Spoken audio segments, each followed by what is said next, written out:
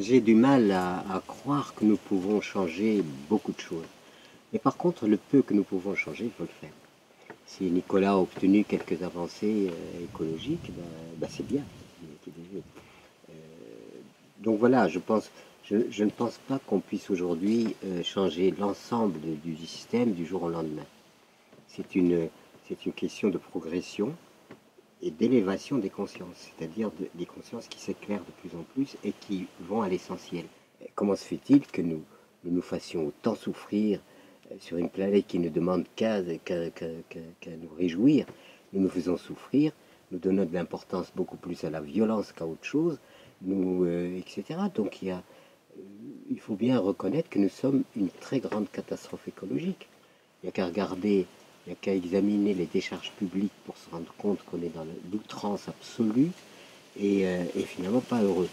Et c'est pour ça que je pense que la sobriété qui ramène les choses à la juste mesure de nos besoins donne beaucoup plus de joie à assouvir ses besoins que dans cette surabondance qui nous fait oublier complètement les valeurs essentielles du monde de notre destin, et qui sont notre nourriture, notre abri, tout ça, ça doit être résolu.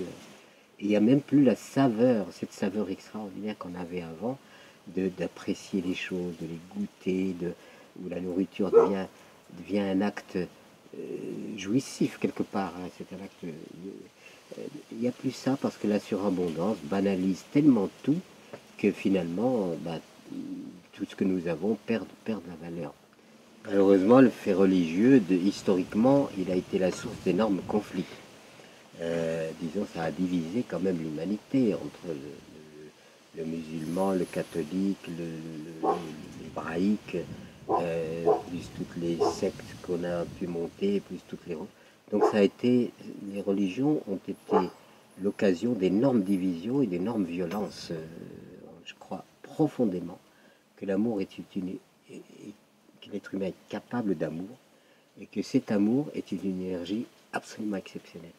Mais à condition, évidemment, de l'exercer, non pas comme je le disais, dans l'émotionnel ou dans le romantisme, etc., mais de l'exercer véritablement comme une énergie qui nous fait aimer le ciel, la terre, les arbres, les êtres, et qui nous fait aimer. Voilà.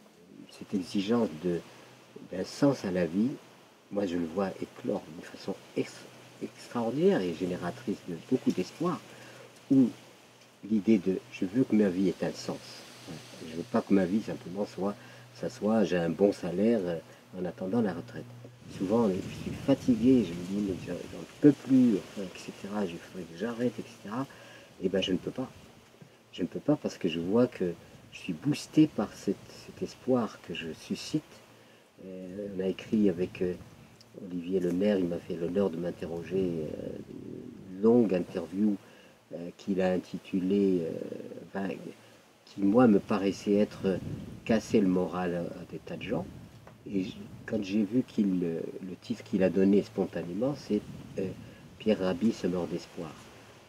J'ai soufflé parce que je me suis dit, mais en exposant les faits d'un monde qui ne va pas bien, c'est-à-dire que le diagnostic n'est pas bon, le monde actuel, je me suis dit, avec ce diagnostic, je vais finalement décourager les gens, ou je ne sais pas, je vais casser leur morale, etc. Ben, c'est le contraire.